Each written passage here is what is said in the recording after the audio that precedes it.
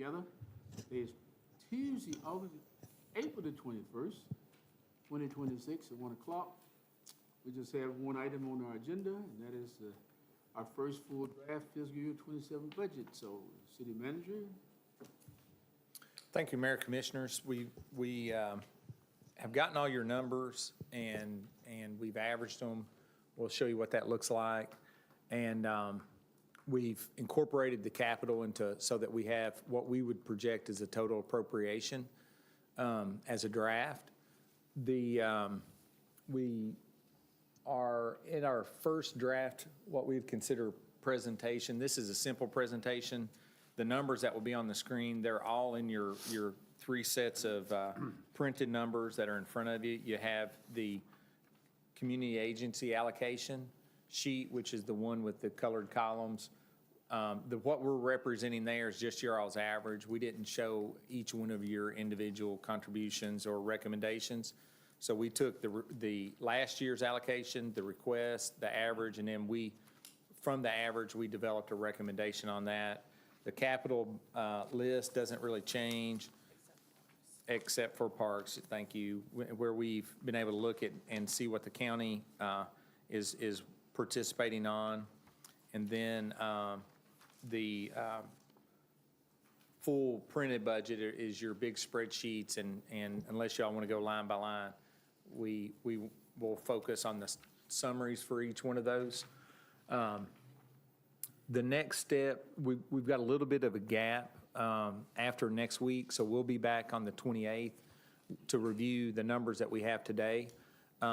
What we would like to do after that, based on the recommendations that we have today, is because we will, in essence, have a 95% complete proposal to you, appropriation proposal.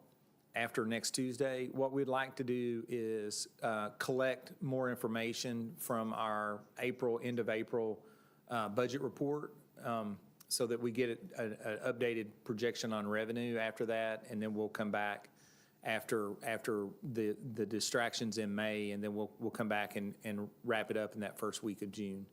So that's our mindset, and that's kind of the direction we're headed in. This slide represents your spreadsheets that you have in front of you in total. The revenue side for the general fund, we're projecting at $24,594,970 this year. That number's not changed.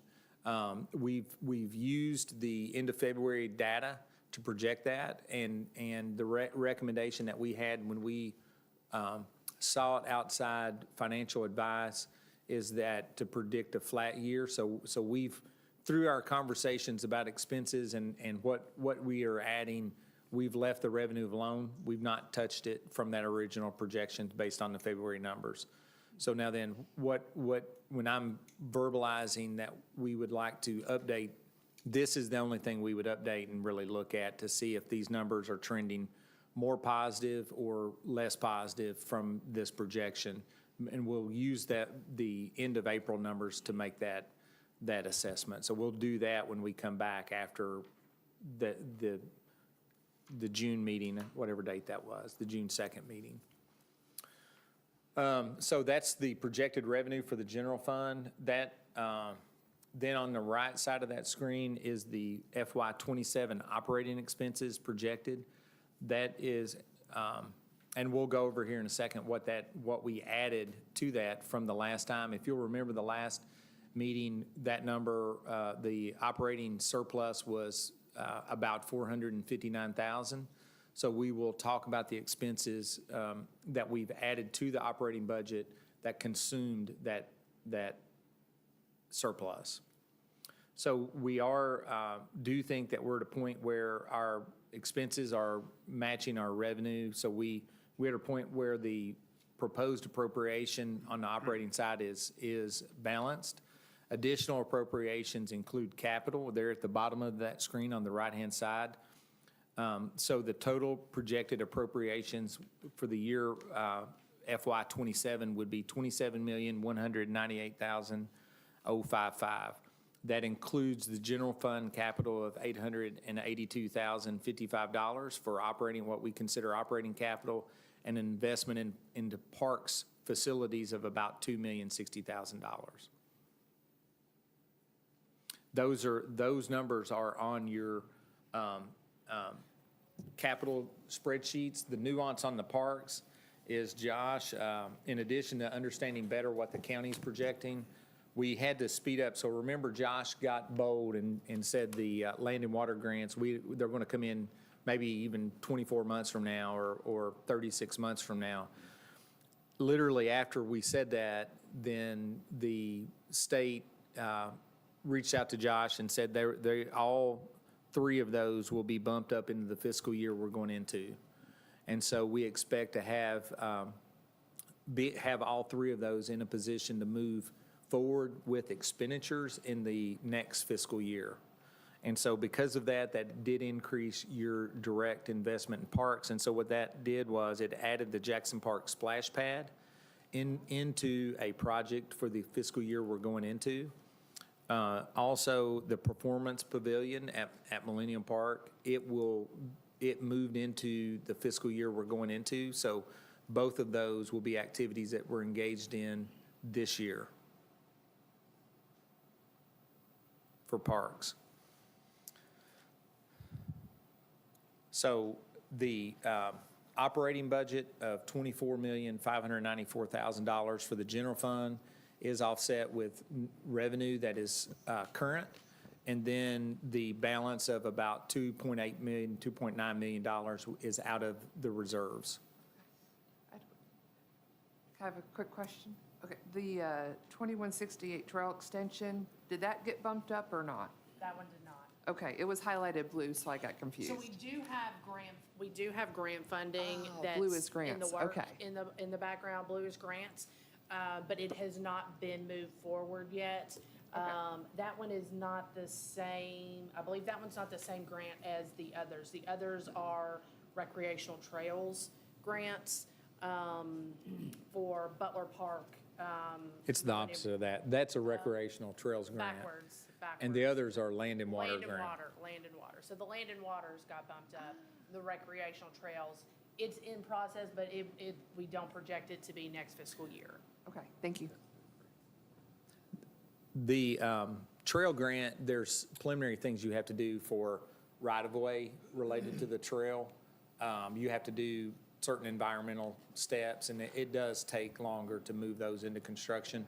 The other, land and water, is purely administrative on the DLG side. I have a question. On last week's numbers, it was 910,000 for parks. And Total. for total priority?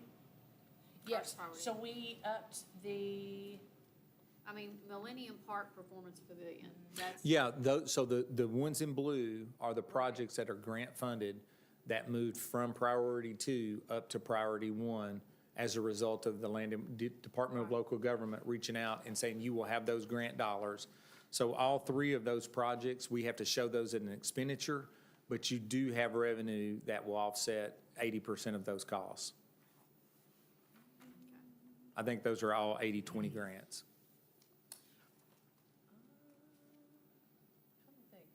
maybe there was a typo on the last one, because that math isn't mathing if you add 1 million to 910. But I'd have to double check and see what Well, that's exactly what close, it is. but Yeah. I just don't know. But the 500 for the Performance Pavilion and the 500 for Jackson Park were both not in your first priority last time. Okay, and then the county is putting in 125 for the, For the Performance Performance Pavilion, so that Pavilion. grant is a 50-50 match, so it'd be And that one, 250 yeah. as a local contribution, and the county has agreed to split that in half with us. So at the end of the day, the city's total contribution of city funds would be 125, but we do have to budget that full expense. Right. So, and their 125 would offset our 250 as local. Saying, the Jackson Park, is also a 50-50, but the county declined to participate on that. And then Butler Park is a 50-50, so we would end up with 80,000 back from those grant funds. The note about pickleball at the bottom, Yes. fiscal court has agreed, to excuse me, are investing 900,000 into the pickleball? That is correct, yeah. That is as of their most recent information to us as of this morning.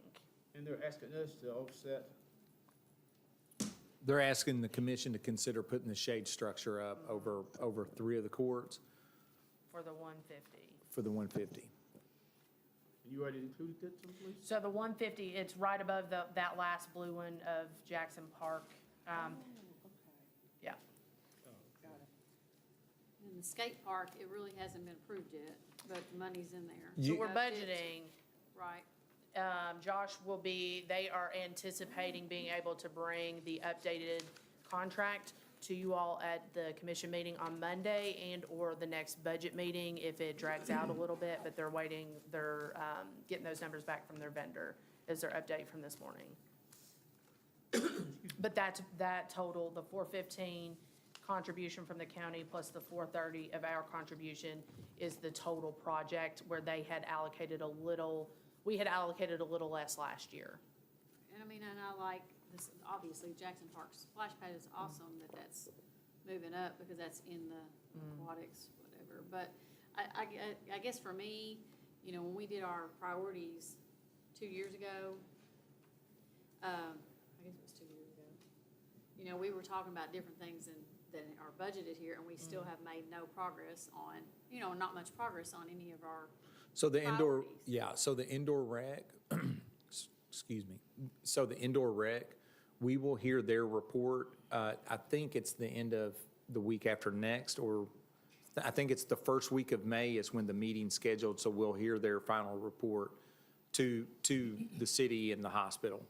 Then on the aquatics, what we have in the budget to, now that we know the space where the aquatics can land, so we are proposing to spend $50,000 on the preliminary pro forma for an aquatics so that we can start that. So that the process of moving it forward is understanding the space where that will go, right? And that is in planning, the county's consultant in planning the pickleball courts and planning where the skate park we're going has left us the space for the aquatics facility. So now we understand what that space will look like. Well, I mean, if the commission, I don't know that we've decided where to put it, but because No. we've been everywhere. No, that's correct, So that would be something that would come back to us. correct. Which is Because, what the performa, so the performa will tell you what your revenue will be at that spot versus somewhere else. So at the location where the pickleball will be, you're going to maximize tourism revenue on the aquatics on the weekend. If you move it to a standalone place, you're going to see less of that. And so the purpose of doing the evaluation now that we know where that spot is and can be is so that we'll understand that revenue difference. So we got to before you build your pool, before you can really start scoping a pool, you've got to understand how much you can afford. A big piece of that is the number of visitors you're going to have come through the door. And so that is highly dependent. Now that we know we can put it at this location, then versus this location, that difference, we need to understand that and be able to give that to you. Because we don't want you to make a decision just solely on, well, we want it here versus here, because here it may need to be fully funded with operating revenues out of the general fund versus over here where you're going to get a lot more visitor revenue, right? So we're going to try to put that together. That's what in the fourth line from the top, the indoor rec and aquatics, that's the first step in developing. Now that you have two options that are legitimately locations for a pool, that's your first step, is being able to understand what you can afford at each location. What are you considering as the two options? Well, what we've talked about, you really structurally only have three that we've had dialogue about. And so we are not counting Jenny Rogers in that necessarily today. We're holding that as an option. If that's something you all peel out and want to do, that's going to be part of the, but we know what that cost is structurally. We know what the capital cost is there already. So the options on this side of town is something married to the wellness center, something at the fairgrounds, now the what we call the Millennium Park expansion, and then something at this site inside of Millennium Park. So what the word from our consultant advisors, I guess, the people that are in that industry, what the suggestion is that the revenue differences between the bypass and this location will be there will be a significant difference in revenue at each one of those, that you'll want to consider those first. And so this money starts that process of trying to detail which site you want to pick.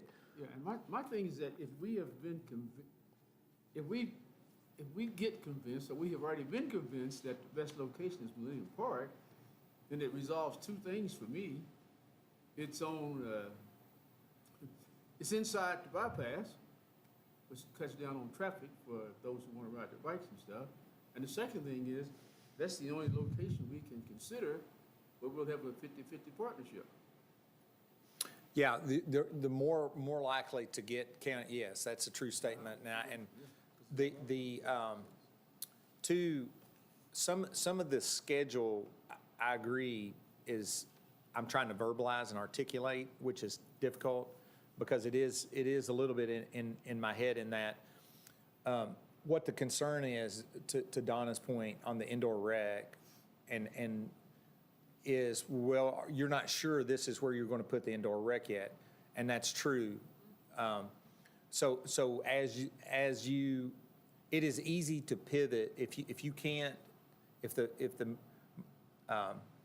McDowell Wellness Center is not a partnership for indoor rec, if that doesn't come to fruition and doesn't become something that you're interested in, it's easy to pivot that back to the fairground site.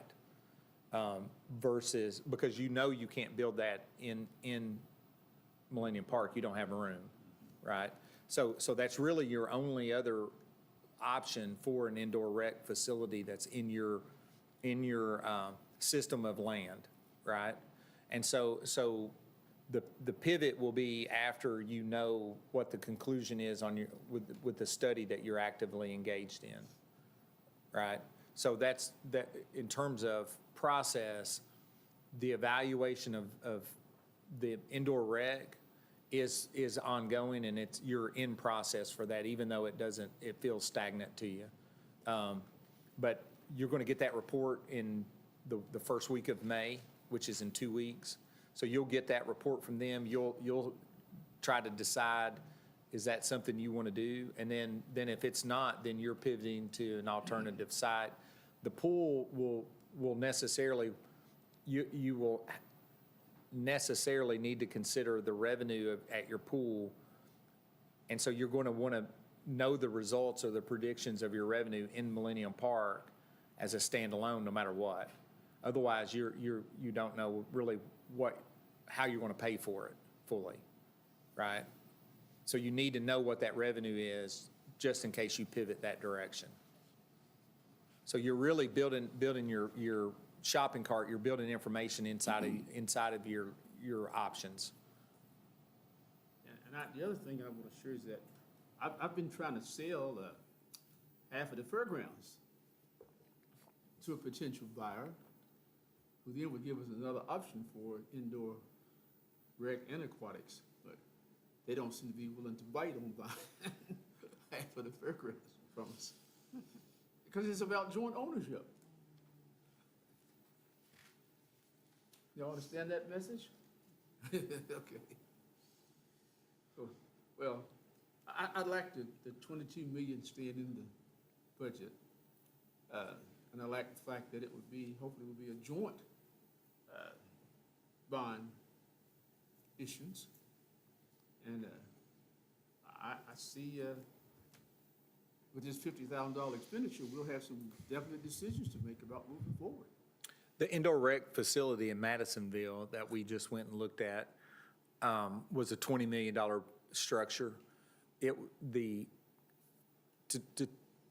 To talk about how complicated or what you're trying to navigate, in the Madisonville scenario, the city of Madisonville bonded $6 million. the county provided about $13.5 million of expenses. So the county bonded 13.5, gave that to the project.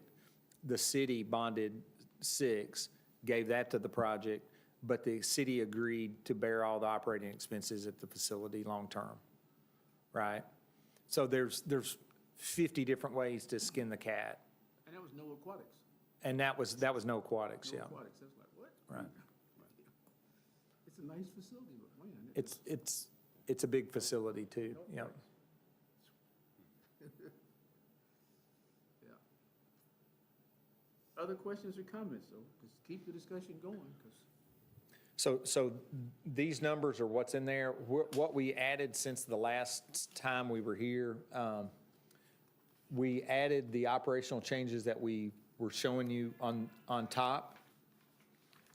Lee and I talked through it, and so what we're recommending, my recommendation on the communications 911 is shifted towards, let's fully fund that, and I'm basing that on the numbers you all gave me and for the community agencies and what the fund balance was at the time. So I would suggest doing that market adjustment this year fully.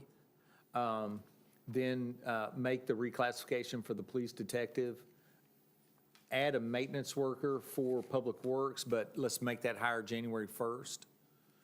And then do the adjustment for the HR clerk. That totals $140,000 out of that $459 that we had, if you'll remember, right? Make those personnel changes. That adds one position in January. Now, for the other positions, I'm going to go out on a limb and say, if you're going to address additional public safety employees, my suggestion is do the 3 firefighters first and do all 3 of them. You can't just do one. That does you no good. So you need to hire 3 firefighters if you want to do it like that. And then as a second tier, we'll do the police officer, and then you'll consider the code enforcement officer. Saying that, Earl, what, you said that just hiring one wouldn't be worth it? I mean, what's your thinking there? there's 24, 48 shifts. So just adding an employee would only add a firefighter on Monday. And so it would be, so those next 2 days, you're back to the old coverage. Okay. And so if you're going to make the shift to adding 4 people on a truck in the short term, then you need to do 4 people on every shift so that the firefighters that are working have the same response. So you got consistency in what their expectations are. They want to go to the scene, they know they got 4 people on the truck versus 3, right? So our advice is to add 3. I mean, you could add 1, don't get me wrong. I wouldn't. Right, yeah. You're diminishing your investment if you do it like that. But if you did half the year. for So 3, that's exactly what I was going to talk did about. Half the year for 3, I'm basing it on the chief's recommendation about the truck. I don't understand all that, something about. getting Yeah, the there's big 3 truck out, and 4, right, And right. that's something related to our ISO rating. It can improve your ISO rating over time. That's what he said to us. So I'm Correct, thinking in the right. big scheme, that's helping people in the community. It will. And so which is what, based on the revenue projections, the way we sit today, what I'm suggesting to you is include in your expenses the $140,000 and then fund the community agencies based on your averages, which is what I was about to show you. So then once you do that, these new positions, we can assess that after we get the April 30th numbers. Look at the budget again, make sure our projection is solid, and then you can make a decision in April 30th to hire on mid-year, which is going to add about $250,000 in new expenses that are then going to turn into $500,000 the next budget cycle. So what I'm suggesting to you is hold off on that until you see your updated revenue projections to see if our revenue is climbing. And if it is not climbing as you make this budget, as you adopt a budget in July 1st, then we can come back when we get our December numbers with revenue. We'll see how the next 10 months plays out. Then what we'll do is we'll come back with a proposal to you in January to add 3 firefighters in January real time. We'll do a budget amendment and can add them then. Well, on the police, I mean, ask Tony, looks like, is it, you know, you're reclassifying a police officer to a detective. So that's why he's asking for the police officer, correct, Tony? If we add Or you all, whoever. if we move that person to a detective, we'll need to backfill. Right, that's what I'm saying. You'll need to backfill, more particularly though, for me, the way, when the chief and I've talked about it, we have to grow the police department because town's growing. Right. So we can't just have a cycle where we have a whole new precinct and now we've got to add 4 police officers or 5 police officers.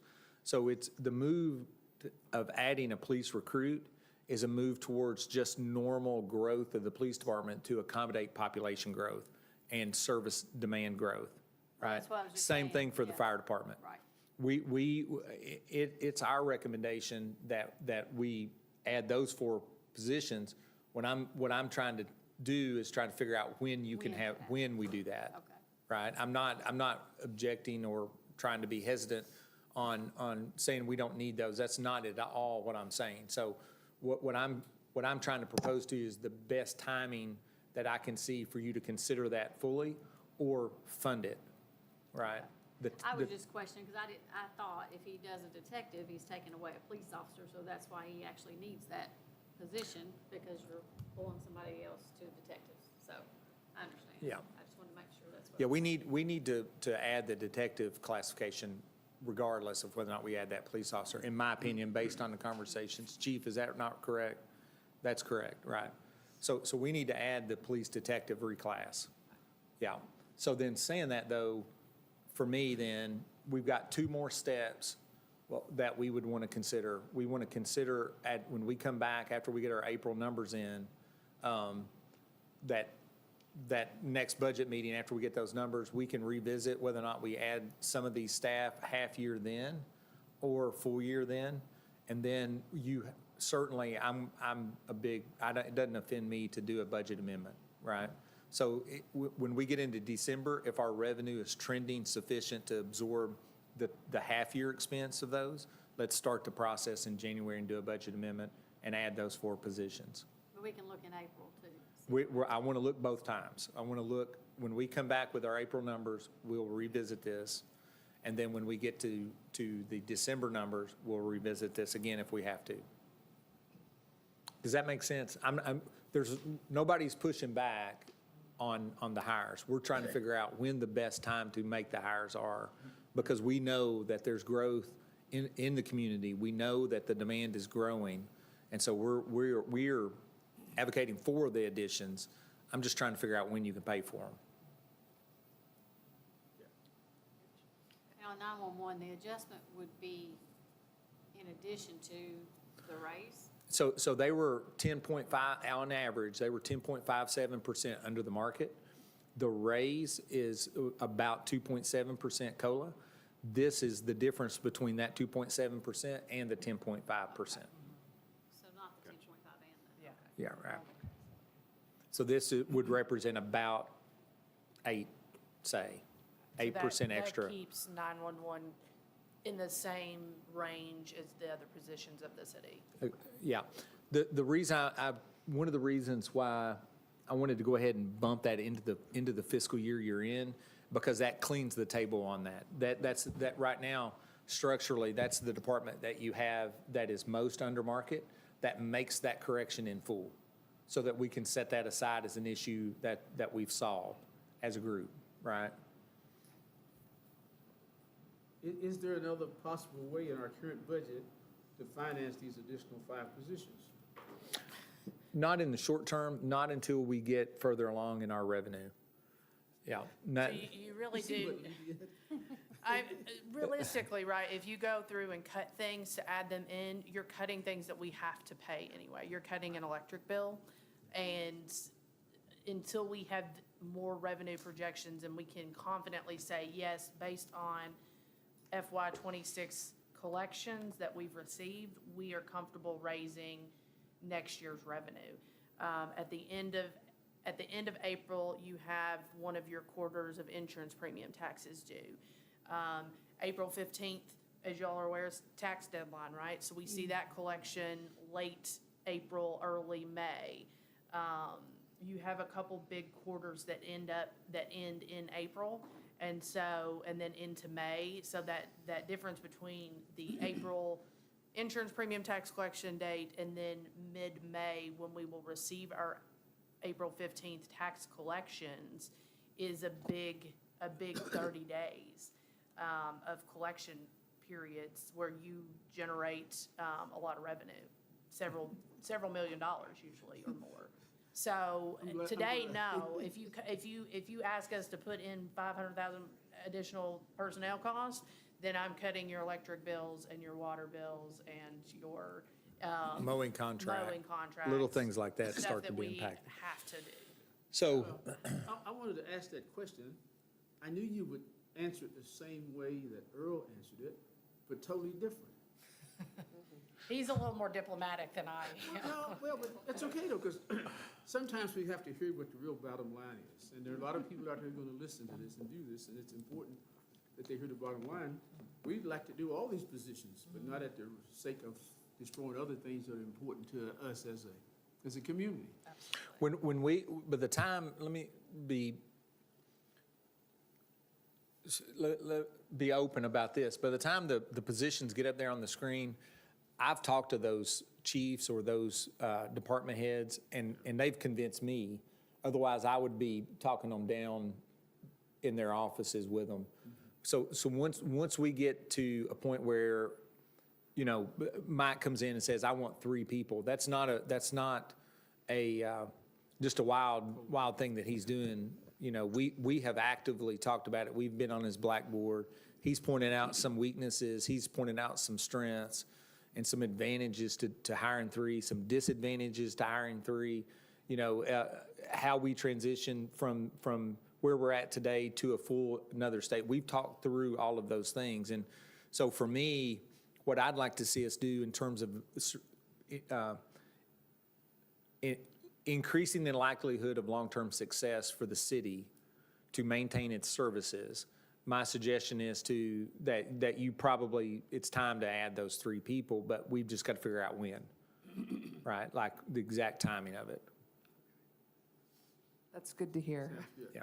Right, and I appreciate, I mean, as you can see, the recommendations for community agencies are at an all-time low, and obviously that was because, I mean, I was like, yeah, we need a firefighter.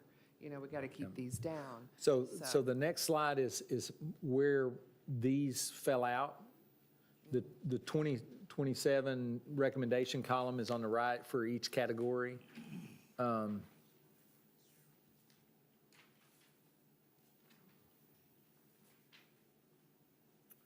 The budget request is on the left, and the level they were actually funded is on the right. It's So fairly, compared to your FY '26, what we actually allocated, you had at 557,000 versus our recommendation for this year, which is 339,000, which helped absorb that maintenance worker and those 911 increases. yeah. Yeah, so your all's work, 100% provided us the room to make those changes in this budget cycle.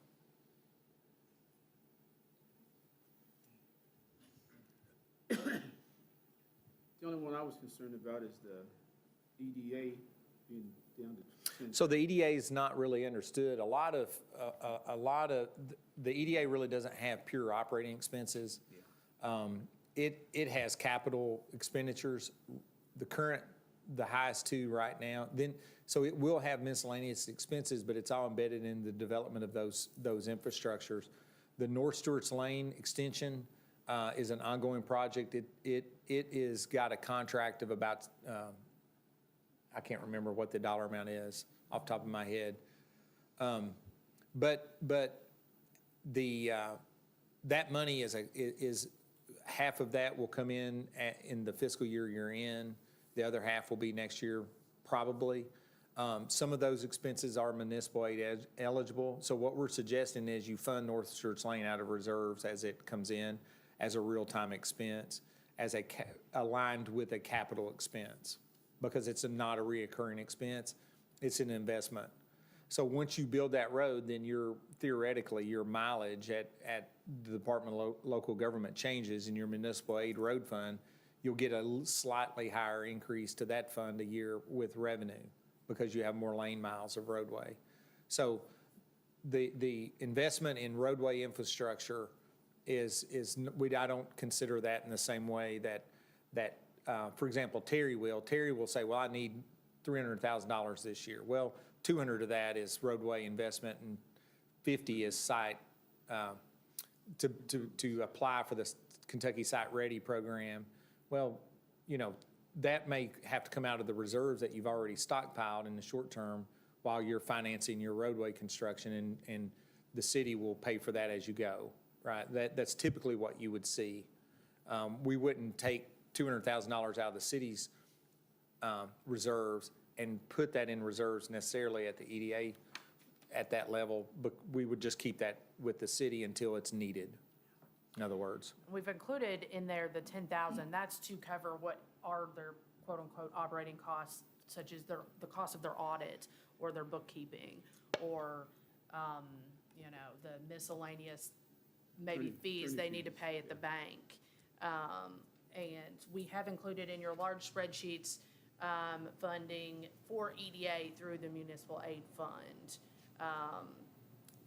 for next year for the requests they do make. The one I was hoping we could squeeze some money out was the mayor's been advocating the homeless coalition and wanting us to be a sponsor of a house. I wish we could do that. Is there any, how much do we think that is, or do we know? How much, can How you much repeat would that cost us to sponsor our house? to sponsor the tiny house? Mm-hmm. I have no idea. I don't work in construction, Kevin. I am happy to. I was more asking Earl, but. I don't. You're looking at me. I was getting confused. Well, I don't have their funding application in front of me. I know that their request was for 25,000. I think their request was specifically for hotel Vouchers. vouchers, and so I don't believe we have a cost from them on the tiny home. And they came and we gave them 10,000, so. We gave them 10,000 last winter for vouchers, and that was used immediately for that cold snap we had in January, February.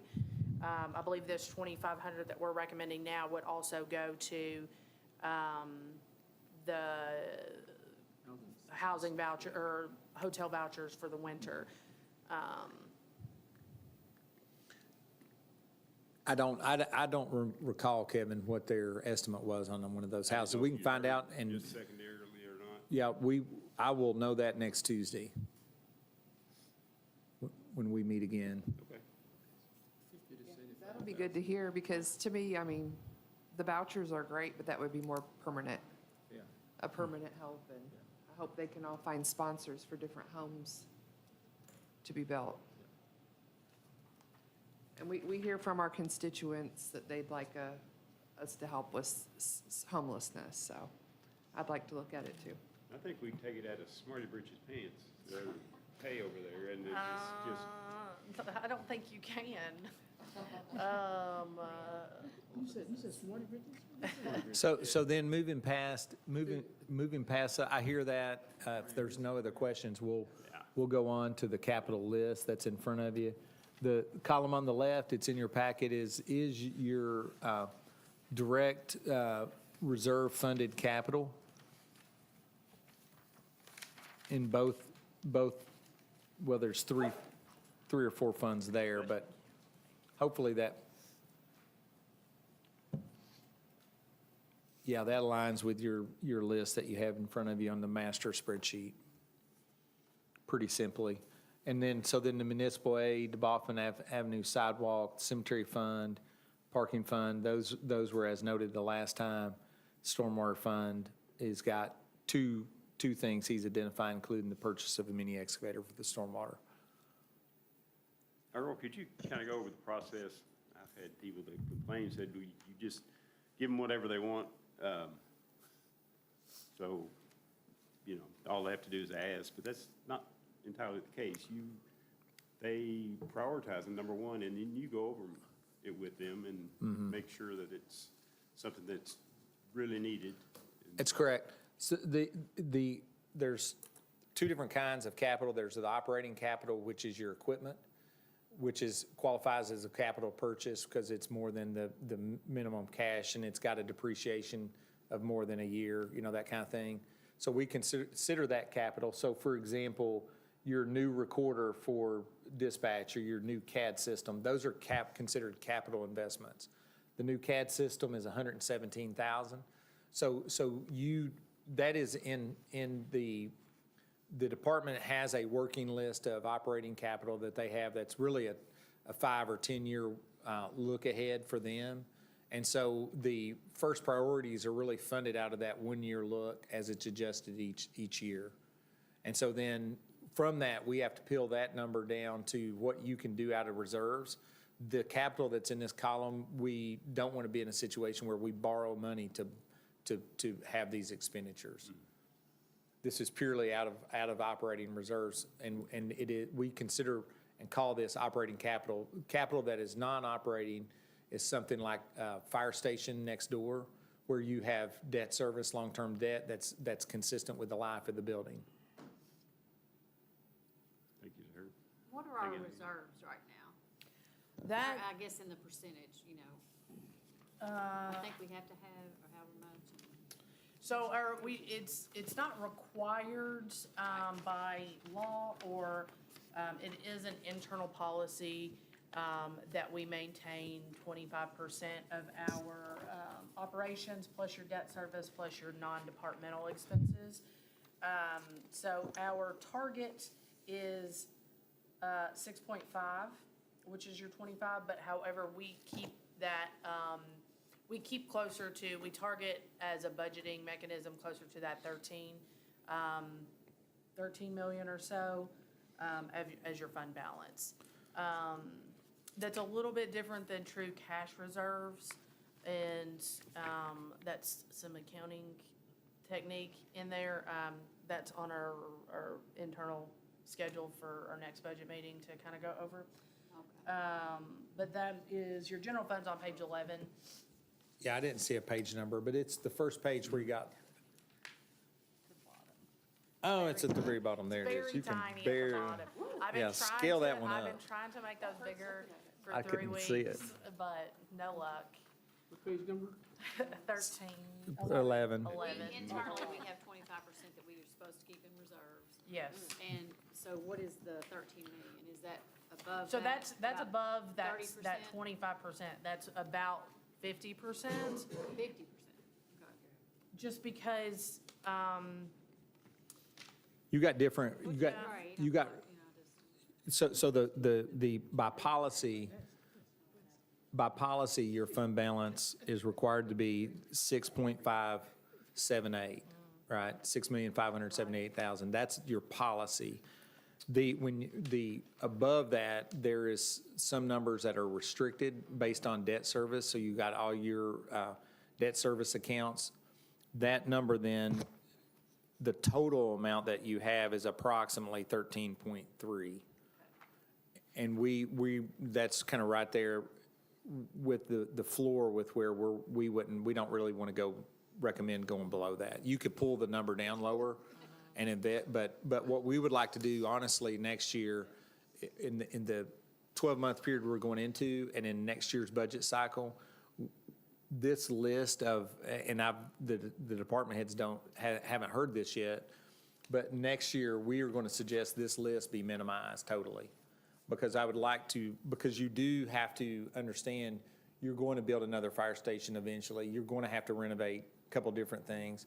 So what we'd like to do is stockpile a little bit and build our reserve back up so that we can fund the planning dollars without having to debt service the planning dollars necessary for those larger projects. So we are focused on trying to maintain our fund balance that, in a way that we can use it to your advantage, right? Like, so the 13.3, which is on that slide, is what's projected. And so certainly over the next 12, 18 months, we'd like to add to that number and spend less of the year on operating capital next year. And when I say we'd like to, I'm saying that would be our recommendation to you, right? If you're trying to manage a project expense of a new fire station, you're better off. The fire station is a hard asset, but the design dollars on the front side of that are not. So I'd rather fund the design dollars out of reserve and finance your structure rather than finance all those soft costs that are on the front side of that project. So we're trying to put ourselves in a situation where if the city chooses to build a fire station and do those things, then you have the reserves necessary to absorb those soft costs so that those aren't embedded in your debt service. Like I just worry because we talk about all the things we need, and then I know the police department asked last year in the budget for some renovations internally, and maybe we're doing some, maybe we're not, maybe we're just waiting. We've cleaned the floor, but what we realized when we went through that process is that facility is really overstaffed now. That facility's got 18,900 square feet in it. They probably need 24,000 square feet. So what we are suggesting to you is let's not renovate that until we go through the process, and it's in your program. It's your facilities plan, correct? So what we'd like to do is go through the exercise and verify what square footage need the police department currently has based on its current staffing level. We'll do the same thing with dispatch. We'll do the same thing with all the city departments. And then when you're planning that third fire station, then you can decide, are you only building a fire station? Are you adding the square footage for dispatch? Are you adding some of the offset of square footage that the police needs, some of their deficit, which we know they'll have one? And so our suggestion is you may have police admin, police detectives, things like that here in the building, and you may have a patrol spot at a new building with fire. We don't know that yet. You're going to talk about those things as you go through the development of that facilities plan. Yeah. And I freely acknowledge it's, we talked about this some time back, but I'll repeat it now. We have a lot of department heads that are doing a lot of work. And you know, look at Marshall's list, right? We're and Josh is on the buy, and we're doing all these things in the police and the fire. If you need us to slow down when we're making presentations, because we know we're living it, we live it every day, and so we're more current on information. We know that, and we're not trying to under-communicate to you. If you want to come in and spend time understanding more about what we're talking about with police, feel free. Just come by, and I don't want to necessarily burden you all with, hey, come and see me tomorrow and we'll talk about everything. I don't want to do that. As you all have a question, I really lend on you guys asking, hey, I'd like to come in and talk about this because I don't understand it. When you see those moments start to creep up, because we are jumping subjects, we are jumping ahead, because it's going to be 2 weeks before a regular commission meeting. Well, we've done all kinds of things in that 2 week period, and we've had 2 or 3 crises, right, that we've worked on. And so please feel free to indicate, and we'll continue to try to communicate outwardly as best we can. We try to get the department heads in front of you on a quarterly basis at the least. We try to constantly have an update of some department on the agenda for you at the regular meetings. But even then, we know that we're doing a lot in between meetings. So if ever there's a feeling that we're out in front of you, please feel free to come by, and we'll try to give you what we told you last time and try to get everybody on the same page, because there's no department head is intentionally trying to get out in front of anybody, right? If it is, it's purely we've not communicated sufficiently, and we'll be happy to do that. Yeah, I was just saying, you know, Right. looking at last year's budget request, of what they asked Right. for, and it's not there anymore. And then like the Public Works garage, the mechanic they're in a heated, air-conditioned place now, They're in the building, but they're not enclosed. they're not in in their own space inside of that building. Okay. Right. But it's working and it's heating in there. We can get by, but it's more expensive to heat and cool that larger space, because what happens is when he's out in that open part of the building, they have to get a workable temperature in there in the wintertime, for example, they have to heat a much larger space. And so what Josh is talking about, if you wall that in, then he can heat and cool the mechanic space a lot more efficiently than, and then you can let the temperature drop in other parts of the larger part of the building. You don't have to keep that as warm. So There yeah. was, Josh and I talked about that. He did, like, we talked about, oh, it wasn't included last year. Do we need to include it this year? And he had, and I can't remember his exact reasoning, but something had changed over at Public Works. Right. So that he was comfortable not prioritizing it this year. Right. Other questions or comments?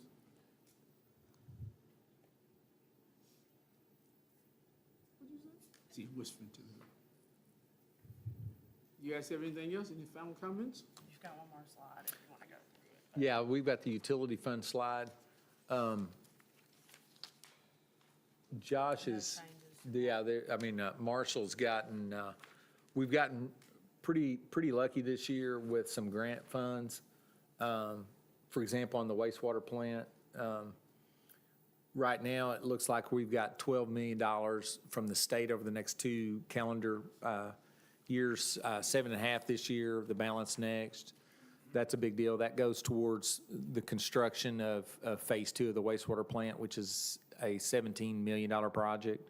So that's a big deal. And the state included $4 million for the design development of the 150 water line project and corridor development that's going to be going towards the first big piece of infrastructure for the utility commission to provide interconnectivity between here and Lincoln County and then parts of Rockcastle County, which is a good thing. The water it's all in the Dix River watershed. Any water used that's returned comes back to us in the same way that Clark's Run water does. So it is a good use of the water.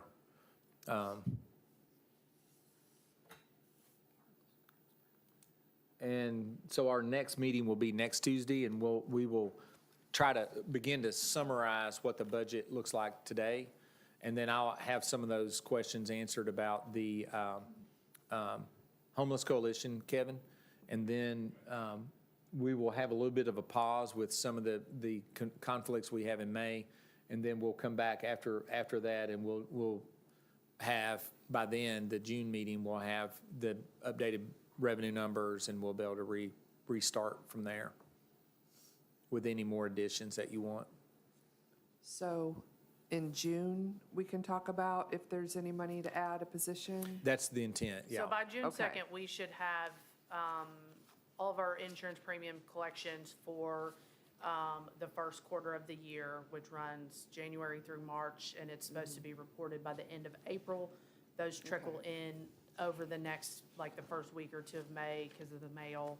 And then by May 15th, we will have April collections from the Occupational Tax Office, which is your April 15th tax deadline. So between April 15th and May 15th, you do usually collect a couple hundred, you collect usually, May is usually somewhere in the range of 700,000 to 800,000 in net profits, plus a couple $100,000 in your occupational payroll tax, and then you're collecting anywhere from $750 to $900 in insurance premium tax collections, and that gives you a kind of a good snapshot of where you're at compared to prior periods in the year and prior years, to make sure that we're on track with our current year projections, and then to assess how next year looks.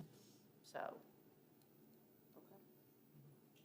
Yeah, it's a good time for a little bit, after next week, you'll have a couple weeks off and with budget meetings. And so it's really a good time to pause, because we're really close today, in our opinions. And Lee and I, in terms of having finished appropriation requests.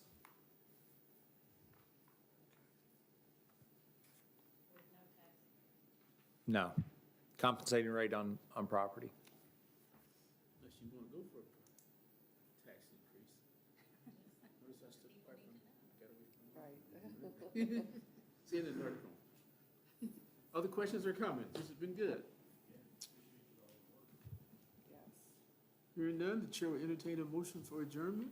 You got I'm to. sorry, executive session. Whoa. Well, you should have not corrected me on this one. Chair will entertain a motion to go into executive session for personnel. Is there something to read? 61H. I will Hilarious, you haven't make memorized. a motion to go into executive session for personnel pursuant to KRS 61.8101F. Thank you, ma'am. Is there a second? I second it. All those who vote no, say aye. All those in favor say aye.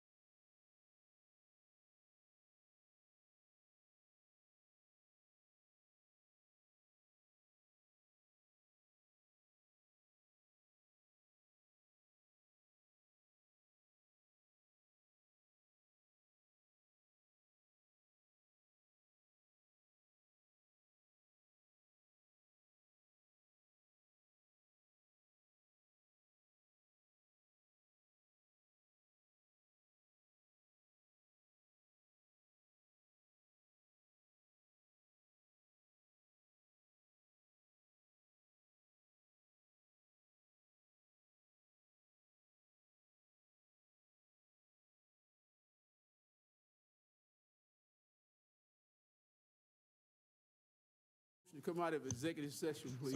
So move. Thank you, sir. Is there a second? Thank you, ma'am. All those in favor say aye. Aye. Those opposed, motion carries. We have a motion that needs to be read and put into the record. Madam, I'll make a motion. Commissioner? Based on the positive job performance and satisfactory evaluation of the city manager, I move that his salary be increased from 160,000 to 166,400, effective January 1st, 26, which equates to a 4% increase. thank you, ma'am. Is there a second? Oh, thank you, ma'am.